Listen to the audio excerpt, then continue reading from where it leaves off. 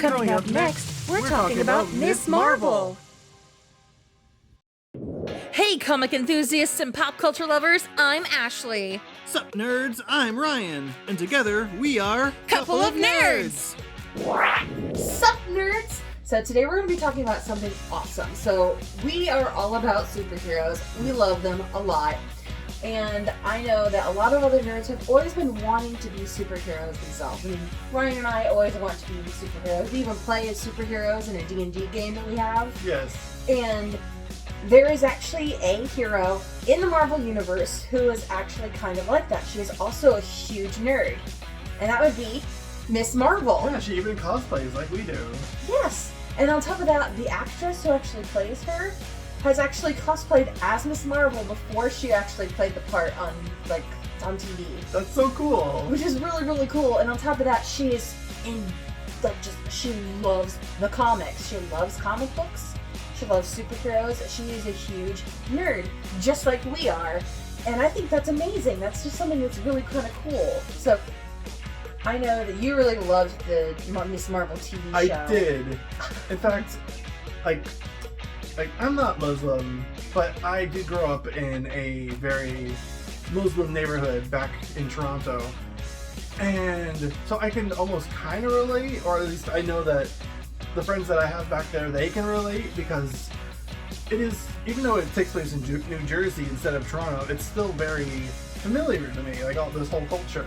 Yeah, it's very good on representation, which I think is a really good thing with comic books. They can actually do a lot with representation. Yeah. And we've actually mentioned that before with the X-Men, which is also really good on representation for different kind of people, and for people who are different faiths, denominations, different sexualities, and belief systems and stuff like that. It's all like that with comic books, especially with Miss Marvel. And I really enjoy learning about different cultures through media, especially through comic books, because I can actually understand it through the main character's culture and how much it is kind of incorporated into how her uniform is put together. Because Miss Marvel, who is Kamala Khan, is inspired by Captain Marvel, who is Carol Danvers, who was the very first one to actually show up. And she's a huge fan of Captain Marvel. And in fact, there's going to be a movie about the Marvels coming out tomorrow, which is amazing. And so I really think that people would really enjoy learning about Kamala Khan. But something that's kind of really cool, since I was talking about the mutants and stuff, so Kamala Khan originally in the comics was a Inhuman, which was kind of a variant of mutants, but not quite. But Miss Marvel is no longer an Inhuman because of the comics.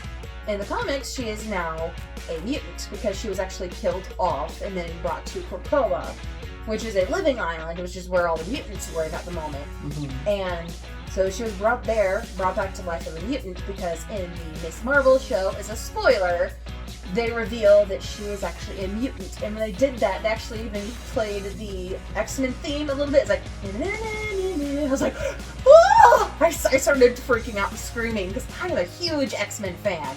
I love the X-Men a lot. And I was just so excited. And then I came to realize that the person who's actually writing those episodes is the actress who plays Miss Marvel. No way. Yes. She's actually writing the comic books for Miss Marvel right now. I know, and it's so cool. That is a big dream for nerds like us. We want to be able to do that kind of thing and share our love for the character with everybody else, and actually trying to be part of all of this stuff that we love so much, which is why we do this show. Tune in every Friday for more nerdy stuff and trivia from us, your couple of nerds, only on Halloween C.